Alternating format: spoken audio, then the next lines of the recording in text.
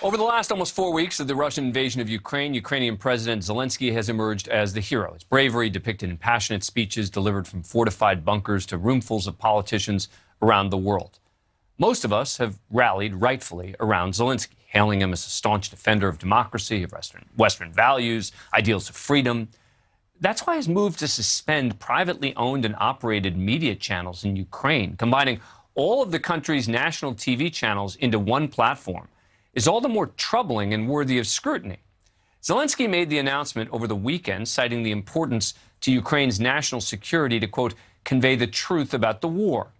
The Kiev Independent, a Ukrainian newspaper, quotes a member of the Ukrainian parliament, who's also an owner of an independent TV station, as calling the move illegal and unfair.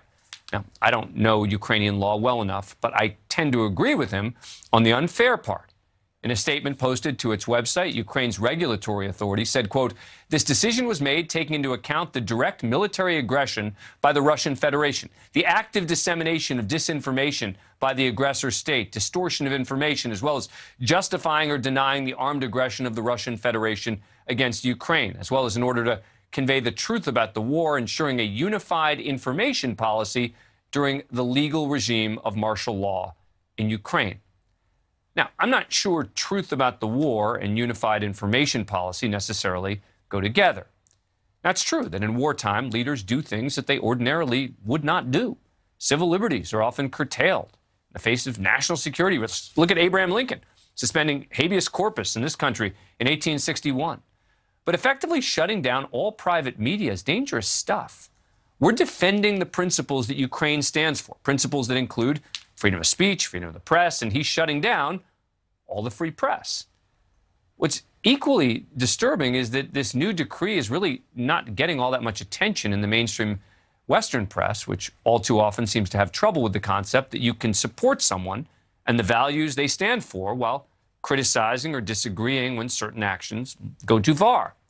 And the move to consolidate the free press came just a day before Zelenskyy made an announcement that he was temporarily banning almost a dozen Ukrainian political parties because of their ties to Russia. In a televised address, Zelenskyy accused some of the parties of seeking to divide Ukraine or collude with Russia. Враховуючи повномасштабну війну, розв'язану Російською Федерацією та зв'язки деяких політичних структур з цією державою, призупиняється будь-яка діяльність низки політичних партій на час воєнного стану, а саме юстиції доручено невідкладно вжити в установленому порядку вичерпних заходів щодо заборони діяльності зазначених політичних партій. The battle over disinformation on the internet and over the airwaves has been a huge issue throughout this war. Zelenskyy and his cabinet of young internet-savvy officials have been adept and uniquely suited to fighting Russian propaganda and lies. So, did they really need to do this? Does it show weakness? Shouldn't Western media and politicians acknowledge that maybe this is a misstep? Joining me now, someone who knows a lot more about this than me, Michael Weiss, news director of New Lines magazine and a contributing editor for The Daily Beast. He has spent significant time reporting on Russia and Ukraine. Michael, welcome back to the show. Why do you think he's doing this? I think because he can, and I think he's got a lot of popular support to do it. Look, I agree with you. I think this is a bit of an own goal. It's unnecessary, given Zelenskyy is polling at above 90%. The vast majority of Ukrainians support him and support the war effort against Russia.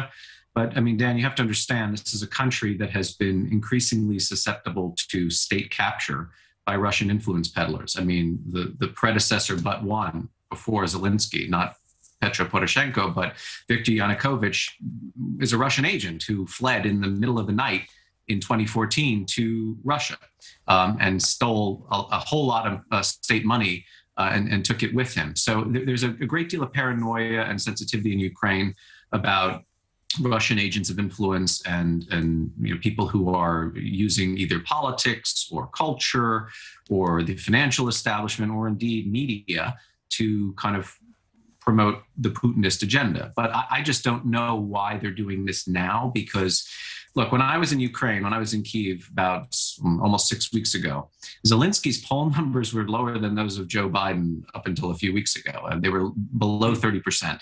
And indeed, one of the criticisms leveled at Zelensky was that he, who had run on this campaign of being a kind of anti-establishmentarian, a reformist, somebody who was not going to play by the old rules of very kind of sclerotic establishment politics, had become exactly that which he had satirized in his show, Servant of the People. He was sort of devolving into this, essentially, the status quo. And a lot of people were criticizing him for doing things like trying to prosecute the guy he unhorsed for the presidency, Petro Poroshenko, for treason and all these kind of overweening, heavy-handed measures. All of that seemed to have gone up in flames because he was reinvented as this Churchillian figure, right? So again, he has all this luster, he has all this moral credibility. This seems a bit unnecessary. Yeah, I don't know what the moment is.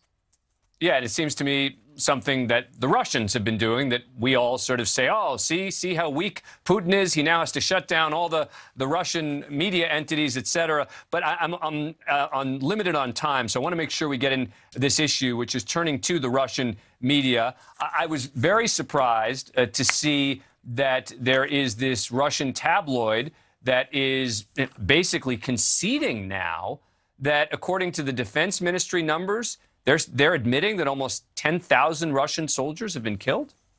Yeah, so it's kind of murky. So Komsomolskaya Pravda, which is a pro-Kremlin tabloid, they don't lift a finger without getting approval from on high in the Russian government, put out this piece last night, actually. It was only noticed really in earnest this morning and today, saying about 10,000 soldiers have been killed and something like 16,000 have been wounded in action. Now, these are figures that closely adhere to those that Ukraine has been promulgating. And indeed, like some Western intelligence services, including the US and the UK, it's on the conservative end of their spectrum as well. The piece was taken down. We don't really know exactly what happened. The tabloid is now saying, actually, they were hacked. So it could well be the case the Ukrainians got clever and did a cyber operation, or it could also be somebody in this publication was privy to information that he or she was not supposed to publish, and they did it anyway as a kind of anti-war gesture. Because remember, a lot of Russians are now increasingly vocal about their opposition to Vladimir Putin's conquest. Thank you for watching. Click the red subscribe button below so you can get more of NewsNation's fact-driven, unbiased coverage.